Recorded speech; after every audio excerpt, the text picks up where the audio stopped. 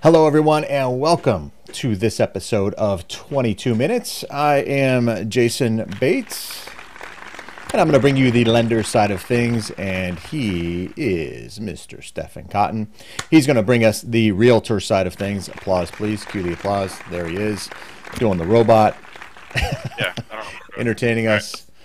We not only hope to entertain you, but also bring you the valuable content that you can actually use when you're looking to buy, sell, refinance, or invest in property. So if you're looking to do any of those things, please reach out to us. We'd love to be your team of choice. But you have to take the first step, and you can do so like Brian did here down here, just below us here, and posted on the actual post or commented on the post, and that will show up here during the live show. We just ask that you keep the comments pretty clean and relevant to the content that we're providing. That would make us happy. That way we don't have to turn that off. Hey, if you're new to the show and you're new to watching us here, this is a show about real estate. We do this Monday through Friday at 8:30 a.m. Arizona time, so be sure to mark your calendars. One great way to do that is to subscribe or like our Facebook page at 22 Mins, and then you'll get the notifications when we go live, and then you'll never miss a live episode. There you go. If you're watching a replay, you can always watch that on YouTube. Give us that thumbs up, like, share, and comment on YouTube as well. All right, this is Tuesday, so we always do the trends that are happening in the real estate market. Today is going to be a little tech savvy. Stefan, you're staring off into space there, my friend. Yeah, because the screen, the Facebook one kind of stopped on mine. Sorry. Oh, all right, all right. Hey, but before we get to some of these trends that are out there and making your house a smart house, we always do a tweet quote of the day. Yesterday, we learned some sad news, right? Tom Petty. Yeah. That was kind of sad.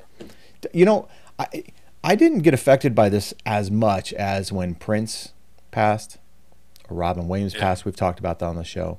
Still, though, he only had like, what, 16 albums or something like that? And we say albums, but CDs, records. Yeah, they were really good, right? And he went platinum on like 6 of them or something like that. I don't know, but each album was really pretty good. There's no bad album there for Tom Petty. But let's get to today's tweet quote of the day.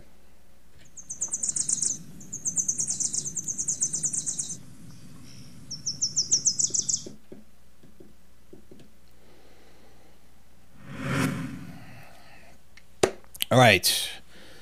Big old Tom Petty quote here. You and I will meet again when we're least expecting it. One day, in some far off place, I will recognize your face. I won't say goodbye, my friend, for you and I will meet again. Nice poetic justice there for Mr. Tom Petty. I guess he passed peacefully, which was good, right? 66 years old.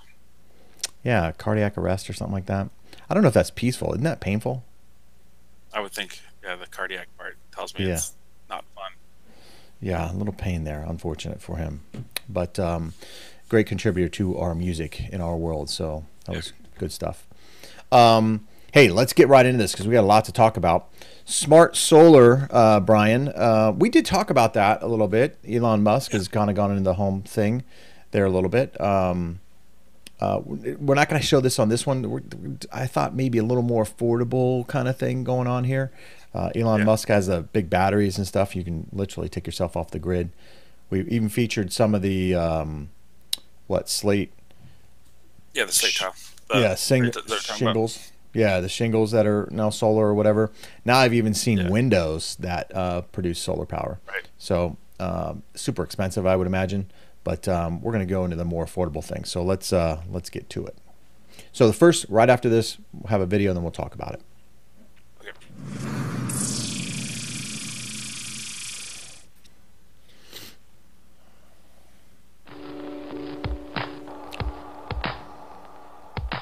Smart shades are a really cool feature to add to any smart home. The problem is, once you start getting a look at the market, you realize just how expensive they can be. For these Lutron Serena shades, for instance, you'll have to pay at least $350 to get one shade. So that means that right now, while outfitting your whole home with smart shades seems like it would be really cool, it would actually set you back thousands of dollars. That said, these shades perform pretty well. and could be really nice for some vaulted windows, or if you have a small apartment or a single room that you want to outfit with shades. The cool thing about these shades in particular is that they're HomeKit compatible. That means that you get Siri voice control, as well as integration with other HomeKit compatible devices, and even some devices that aren't. Overall, I really liked working with these shades. They're quiet, they're unobtrusive, app control is really intuitive, and setting them up actually is really easy. You only start to run into some performance hiccups when you start trying out some of the features like geofencing or Siri voice control. But even the problems with those two features were really minimal when taking into account the overall success of the product.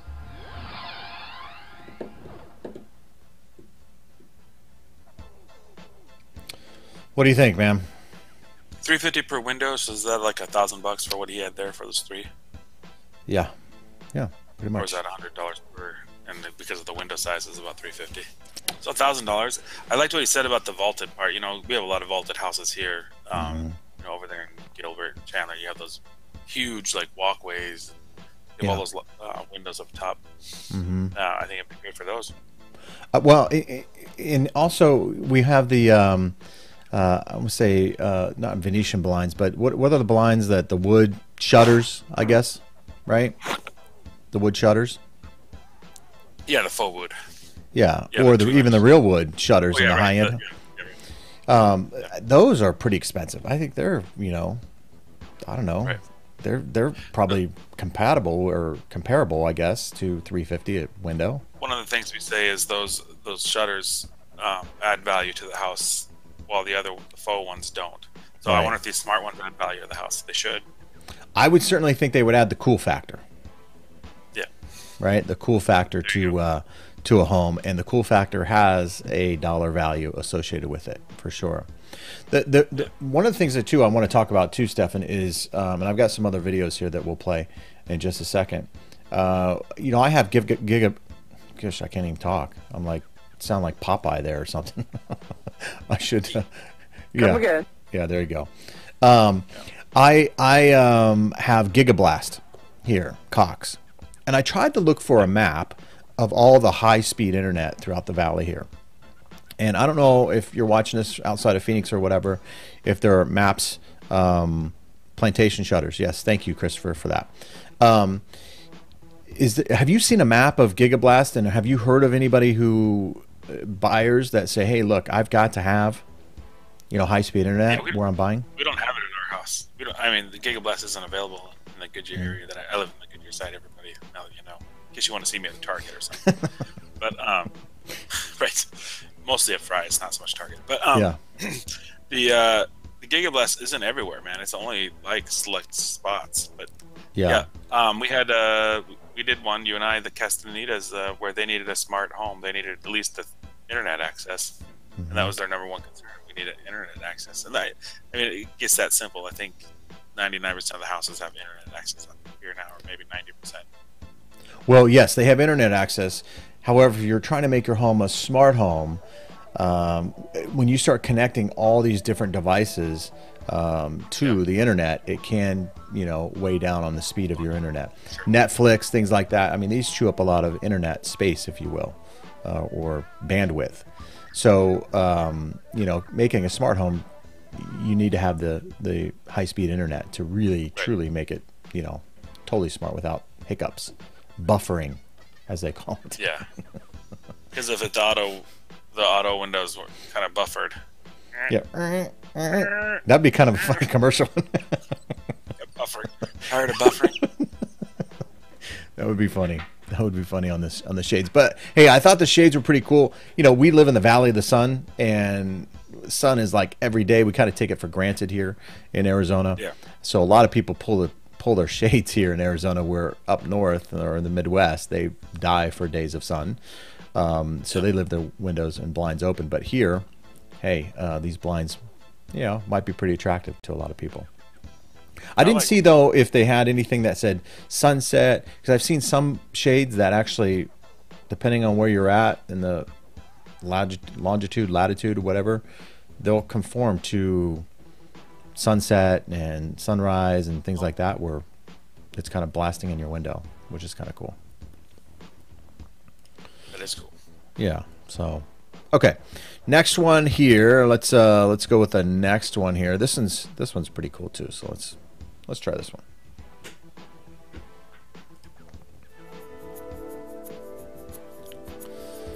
New year and a new Wemo Switch, namely the new Belkin Wemo Mini.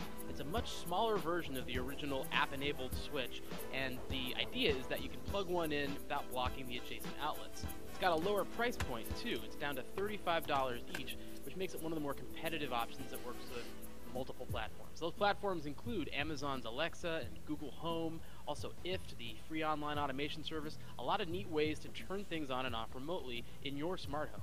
However, it doesn't work with Apple HomeKit. That's kind of a surprise. We thought it might add in HomeKit compatibility. Still, this is a pretty well-connected smart plug that has a lot to offer if you're looking to learn about home automation or get your feet wet with turning things on and off remotely. If you got an Amazon Echo or a Google Home smart speaker for Christmas, I think it's a great follow-up purchase because both of those can control it using voice commands. But if you were hoping for Siri compatibility this time around, you're probably disappointed, and you'll want to go instead to something like the iHome smart plug or the iDevices Switch, both of which will work with Siri.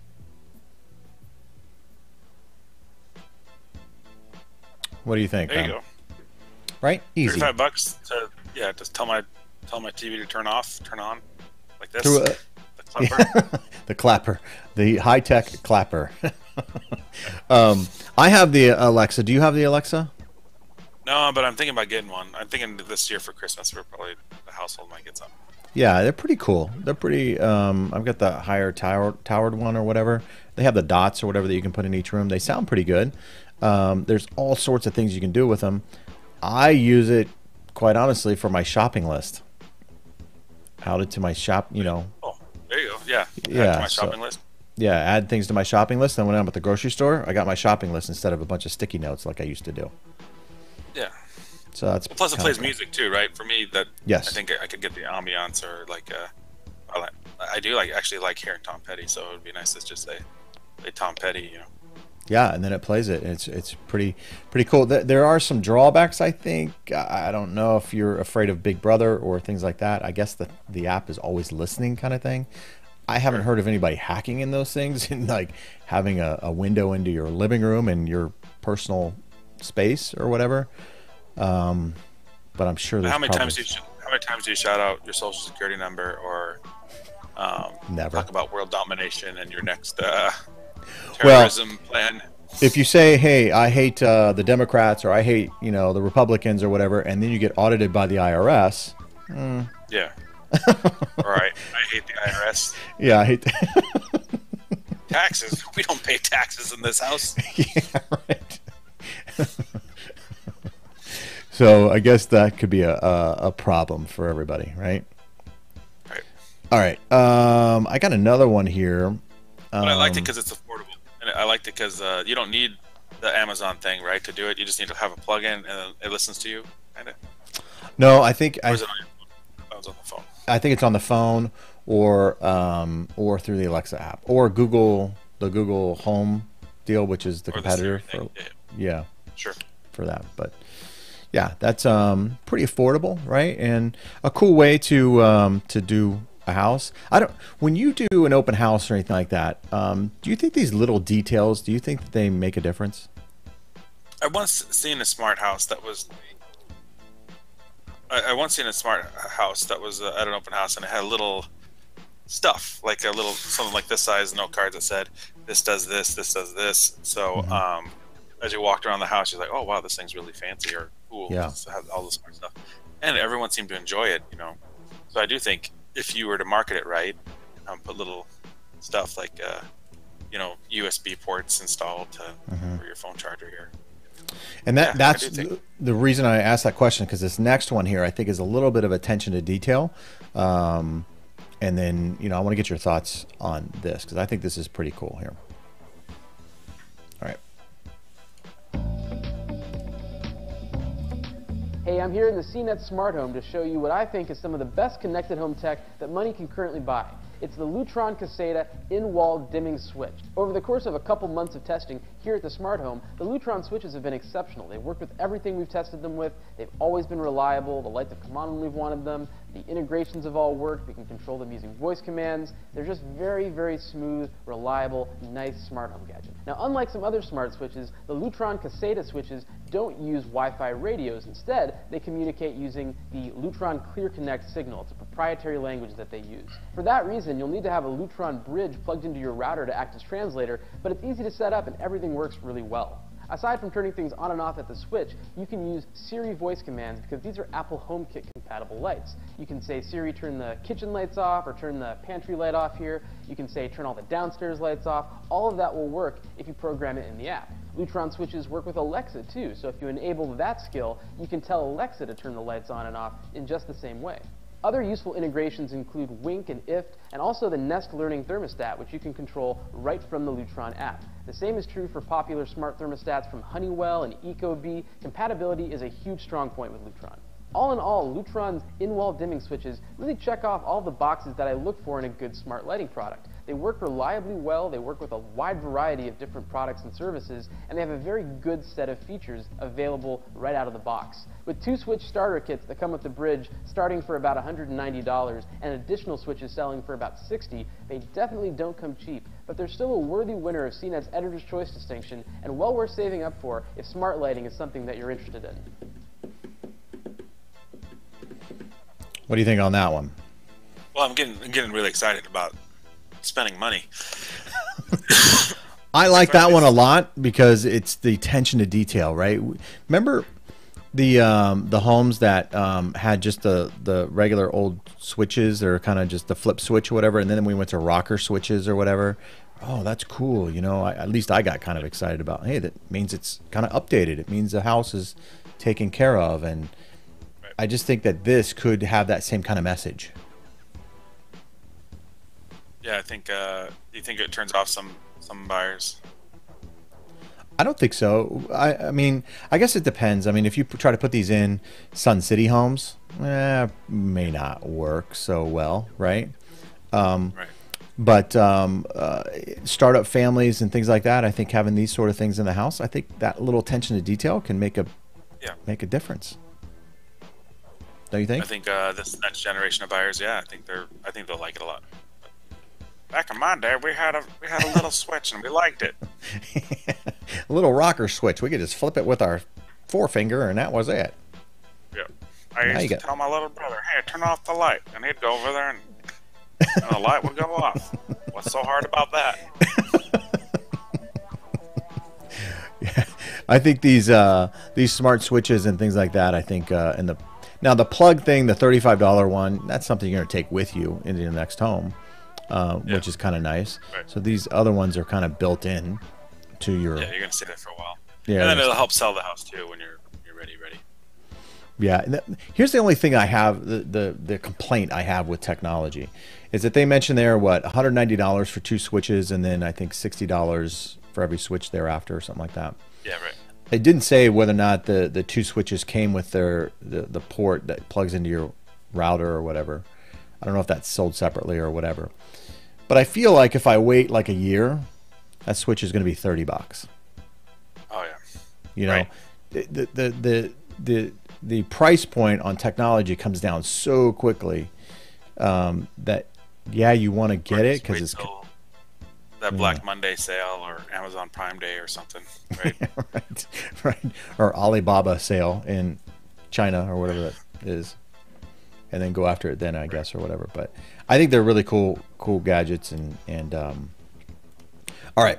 So the next one here, this one is for safety, for security purposes. We've talked about the Ring doorbell. There's another doorbell out there. I've got the Ring doorbell. I love it. I think it's fantastic. But this one, this next one here, adds a whole nother element to security. So, all right. Roll the tape.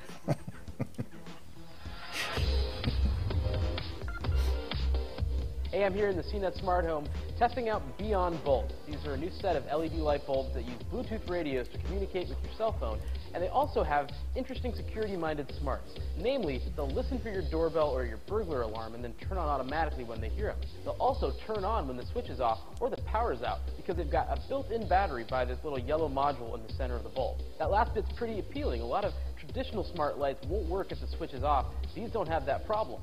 If you come home and the house is dark and you want to turn the lights on before you get in, you can do it even if your lamps and switches are turned off. Now, I like these bulbs quite a bit. The built-in battery is an appealing addition for anybody who doesn't like that traditional smart bulbs won't work when the switch is down. If you automate them to turn on in the morning and you leave the switch off, they won't work. These bulbs don't have that problem, but one thing I don't like is that you can't set them to turn on in the morning. You can't set them to turn on at any time. There's no scheduling feature, a very basic smart bulb component built into this bulb's app. Another cool feature, the bulbs have a sort of DVR function that will record your common lighting habits. Then when you're away on vacation or out for the night, just slide that slider to the right and they'll replay your typical lighting patterns to fool people into thinking that you're home. The focus is really on security, so if you like the fact that they'll turn on when the doorbell gets rung or when the alarms go off, I think they're an intriguing option, but they're also really expensive. $75 for a bulb or $200 for a 3-bulb starter pack. That's more expensive than Philips Hue, Lifex, a lot of the other expensive smart bulbs out there, and a lot more expensive than the entry-level kind of basic smart bulbs you've got. The Cree Connected LED, the GE Link LED, those just cost $15 each. That price makes these bulbs quite a splurge unless you're really drawn in by those security-minded smarts. For more, check out my full review at CNET.com along with the rest of our smart home coverage. For CNET, I'm Ry Chris.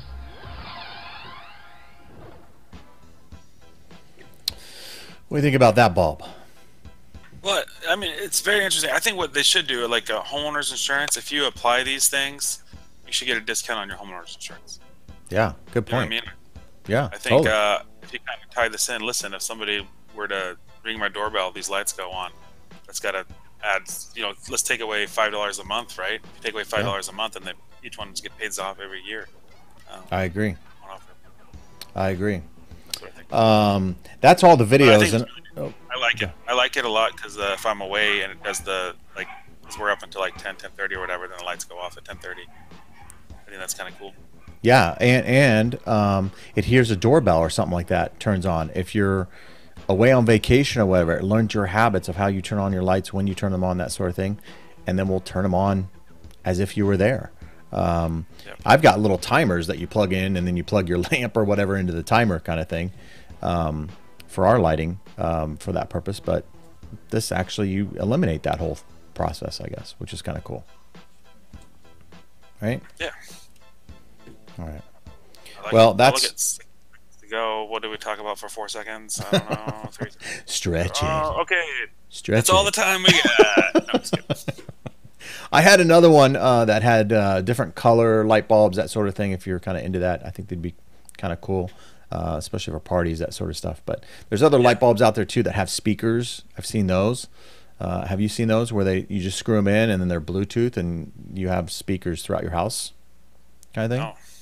Those are pretty that's cool. What the Amazon thing was talking about, the little tiny Amazon. Like what you got? The Amazon Echo or Alexa or whatever. Yeah, the Echo. That's a little thing, but these actually screw into your light socket, and then they have a speaker built into it, and then you play Pandora or whatever from your phone, which is kind of cool. Yeah. Yeah, give a little ambiance. Hey, that's going to do it for today's Smart Home or 22 Minutes with Jason and Stefan episode here on Tuesday, October 3rd. Man, oh man, this is going by fast. Thanks everyone for sticking with us throughout the entire episode. Hopefully it gave you some ideas on things you can spend. Christmas is coming. I'm surprised Christmas isn't out in the stores right now, but it is coming. So that maybe there's some ideas for your home or housewarming gift for someone you may know, love, whatever, that's buying a house. And if they are thinking about buying a house, please have them reach out to us here in the Phoenix metropolitan area. Yeah, why not? We'd love to help them out with their piece of the American dream. It's not dead, as we proved yesterday in yesterday's episode. So with that, everyone, we're going to sign off for today, but tomorrow we'll be back with Wacky Wednesday at 8:30 a.m. Arizona time. Until then, everyone have a great day, and we'll see you tomorrow. Take care. Bye-bye. Thanks, everybody.